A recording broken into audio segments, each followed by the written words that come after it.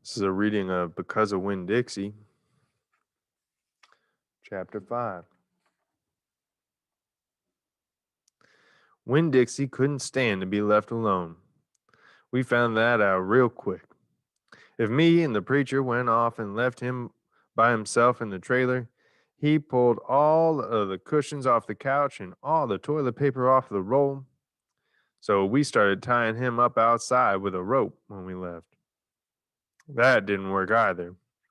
Winn Dixie howled until Samuel, Mrs. Detweller's dog, started howling too. It was exactly the kind of noise that people in the adult trailer park do not like to hear. He just doesn't want to be left alone, I told the preacher. That's all. Let's take him with us. I could understand the way Winn Dixie felt. Getting left behind probably made his heart feel empty. After a while, the preacher gave in, and everywhere we went, we took Winn Dixie, even to church. The Open Arms Baptist Church of Naomi isn't a regular looking church. The building used to be a Picket Quick store, and when you walk in the front door, the first thing you see is the Picket Quick motto. It's written on the floor in little tiny red tiles that make great big letters that say, "Pick, pick, pick, quick, quick, quick." Preacher tried painting over those tiles, but the letters won't stay covered up. And so the preacher just has just given up and let them be.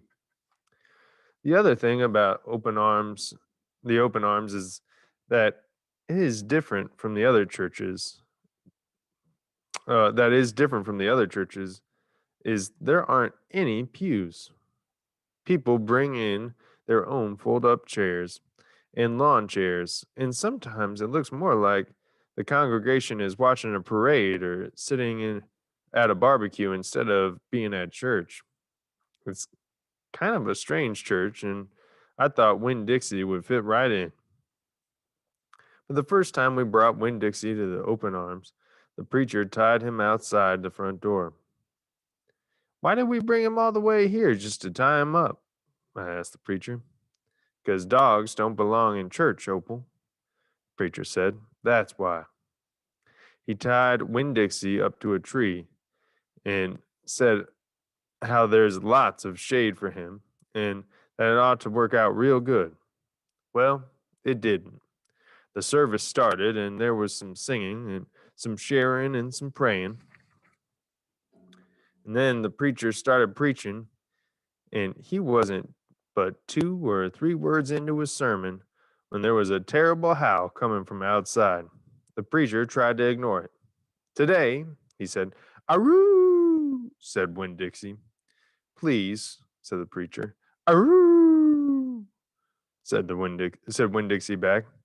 "Friends," said the preacher. "Arp," wailed Winn Dixie. Everyone turned to their lawn chairs and fold-up chairs and looked at one another. "Opal," said the preacher.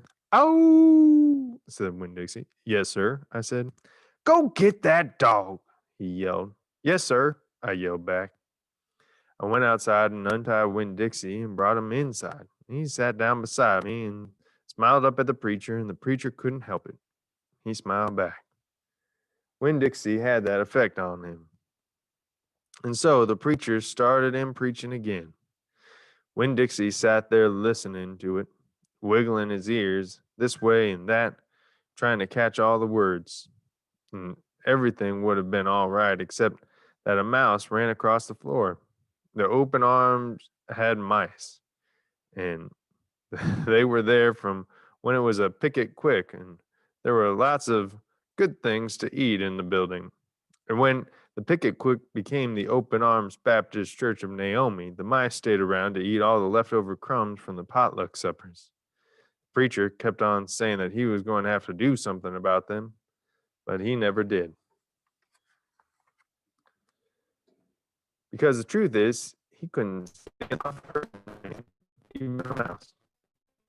Well, when Dixie saw that mouse, and he was up and after him.